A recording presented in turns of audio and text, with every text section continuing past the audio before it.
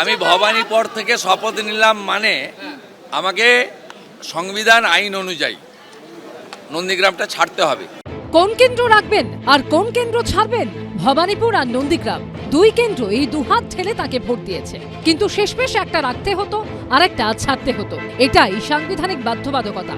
শেষ অব্দি ভবানীপুর রেখে নন্দীগ্রাম ছাড়ার সিদ্ধান্ত নিলেন শুভেন্দু অধিকারী। তবে নন্দীগ্রাম ছাড়লেও নন্দীগ্রামের জন্য উন্নয়নযোগ্য যে থামবে না তা স্পষ্ট করে দিলেন মুখ্যমন্ত্রী। এখানেও একজন প্রতিনিধি থাকবেন বা তাকে নন্দীগ্রামের মানুষ নির্বাচিত করবে।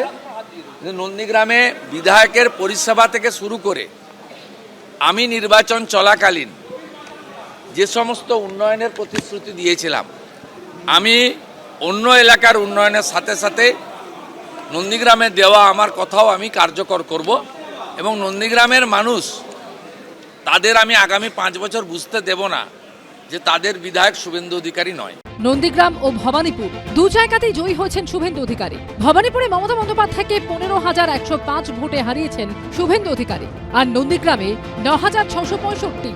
নন্দীগ্রাম আর শুভেন্দু অধিকারী 2007 সাল থেকেই দুটো নাম ওতপ্রোতভাবে জড়িত। 2021-এ নন্দীগ্রাম থেকে শুভেন্দু অধিকারীর জয়ের পর আরও দৃঢ় হয় সেই সম্পর্ক। সেই ধারা বজায় থেকেছে 2026-এও। পরপর দুবার শুভেন্দু অধিকারীকে উজাড় করে ভোট দিয়েছে নন্দীগ্রাম। সেই শুভেন্দু অধিকারীর কাঁধেই এবার রাজ্য পরিচালনার দায়িত্বভার। নন্দীগ্রামের প্রত্যাশা তাই আরো কয়েক গুণ, কিন্তু নন্দীগ্রামকে যে তিনি নিরাশ করবেন না তা এদিনও জলের মতো করে বুঝিয়ে দিয়েছেন। আমি দু জায়গার এমএলএ হিসেবে তো শপথ নিতে পারি না। আমি ভবানীপুর থেকে শপথ নিলাম, মানে আমাকে সংবিধান আইন অনুযায়ী নন্দীগ্রামটা ছাড়তে হবে।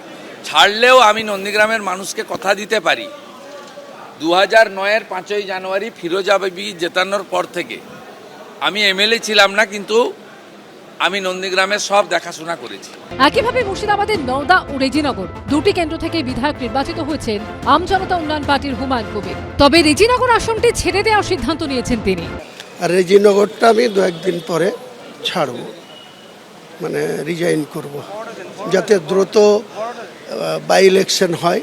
মুখ্যমন্ত্রীর কাছে আবেদন করব, ইলেকশন কমিশনের কাছেও আবেদন করব।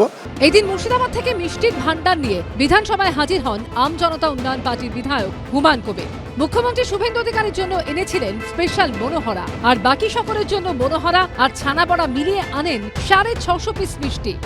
খ্যাত মনোহরা 150 পিস আছে, স্পেশালি মুখ্যমন্ত্রীর হাতে কিছুটা তুলে দেব, উনি নিশ্চয়ই গ্রহণ করবেন।